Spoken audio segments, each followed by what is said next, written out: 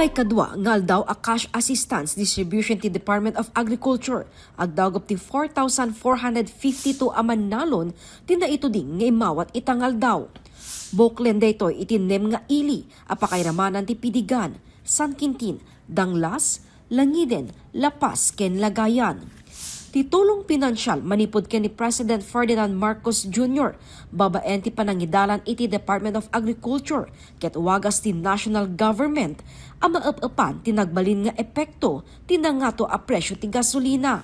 Basta adda arayat nga ited iti national government para iti manalon ti deramente ka Pilipinas. Ti may panamnamak kada kayo ako kaprobinsaan nga manalon dito sa probinsya ni Abra. Saan yung mabalin nga maudi dagiti manalon dito sa probinsya ni Abra.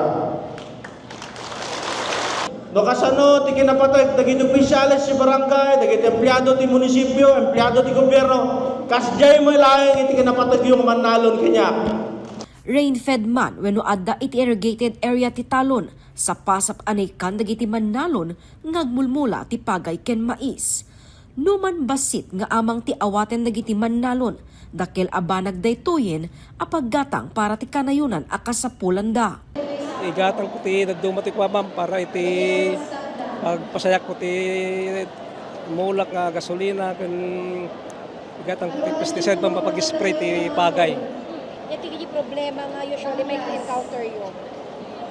No, dayay naimula jay raepon ma'am dayay arabas ken jay tongro. Jay daga runutan na jay mula ma'am. Asa na pang pamain no kas jay sir? Mapan kami jay opisina ng agriculture, inquire kami jay tapnon i-advise na jay ubraan mi tapnon maagapan di kaya nga ma'am.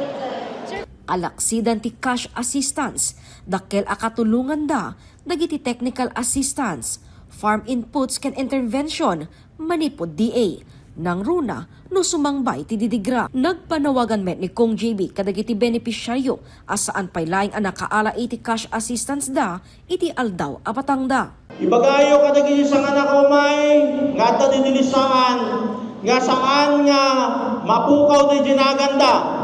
Mabalindan yung umay ng bigat, mabalindan yung umay ng sanga bigat, no niya iti venue, iti distribution, iti Department of Agriculture. Mabalindan yung umay, gingan Friday, even next week, is scheduled to ma'am, next week. Mabalindan yung umay.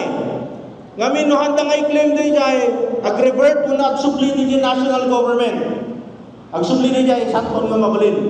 Iso nga, ibagayo kanya da, tapno umay da alahin.